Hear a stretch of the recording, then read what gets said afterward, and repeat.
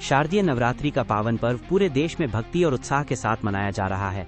इसी क्रम में 5वां दिन विशेष महत्व रखता है, जब मां दुर्गा के स्कंद माता स्वरूप की आराधना की जाती है। इस शुभ अवसर पर संगम नगरी प्रयागराज भी भक्तिमय आयोजनों से सराबोर हो उठी है। शारदीय नवरात्रि के 5वें दिन प्रयागराज में भक्ति और सांस्कृतिक विरासत का एक अद्भुत संगम देखने को मिला। पुराने शहर के प्रतिष्ठित पत्थरचट्टी रामलीला समिति की ओर से एक भव्य और मनमोहक जुलूस का आयोजन किया गया। ये जुलूस, जो अपनी जीवंतता और पारंपरिक भव्यता के लिए जाना जाता है, शहर की प्रमुख सड़कों से होकर गुजरा, जिससे पूरा वातावरण रामलला की जय जयकार से गूंज उठा। जुलूस में शामिल कलाकारों ने अपनी अद्भुत प्रस्तुतियों से दर्शकों का मन मोह लिया।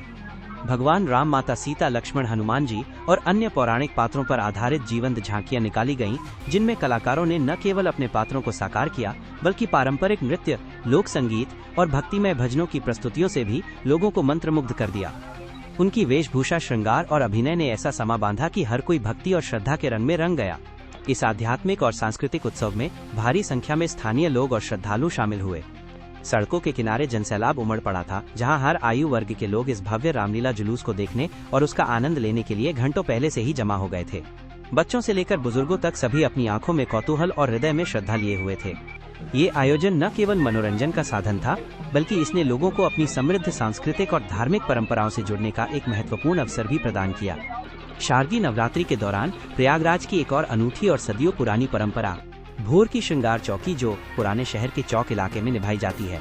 यह मात्र एक जुलूस नहीं, बल्कि एक आध्यात्मिक यात्रा है, जिसे देखने के लिए जनसैलाब उमड़ पड़ता है और जिसकी भव्यता भक्तों को अलौकिक अनुभव कराती है। प्रयागराज में श्रृंगार चौकी या भर भोर की चौकी की परंपरा दशहरा रामलीला उत्सव का एक अभिन्न अंग है। ये आज भी उतनी ही श्रद्धा, उत्साह और भव्यता के साथ निभाई जाती है, जितनी सदियों पहले निभाई जाती थी। ये परंपरा विशेष रूप से शारदीय नवरात्रि के दौरान अपने चरम पर होती है और इसका अपना एक विशेष महत्व है।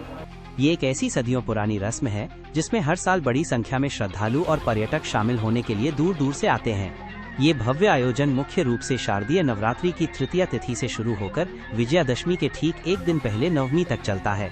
इन दिनों में हर सुबह इस चौकी को निकाला जाता है, जो रामलीला उत्सव की आध्यात्मिक पृष्ठभूमि को और गहरा करती है। इसकी सबसे अनूठी और मंत्रमुग्ध कर देने वाली विशेषता ये है कि ये चौकी सुबह भोर में, यानी सूर्योदय से काफी पहले, जब पूरा शहर गहरी नींद में होता है, तब निकाली जाती है। इस समय चौक का वातावरण एक अलग ही ऊर्जा और रहस्य से भर जाता है। लोग ऐतिहासिक लोकनाथ चौराहे, जो अपने सदियों पुराने नीम के पेड़ के लिए प्रसिद्ध है, से लेकर कोतवाली तक इसकी भव्यता को देखने के लिए रात से ही इंतजार करने लगते हैं।